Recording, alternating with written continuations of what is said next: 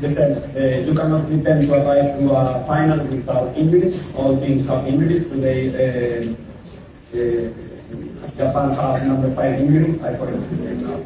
Kaito, right? Kaito. And he was injured. He could not join the game. So usually happening in all teams. We have also some players with ankle problems. We have some players with the legs broken because it's normal. When you have competition, these kind of things happen and contusions happen.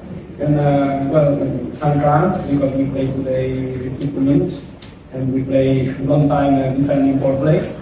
And we have to recover the players the best we can in the next 48 hours.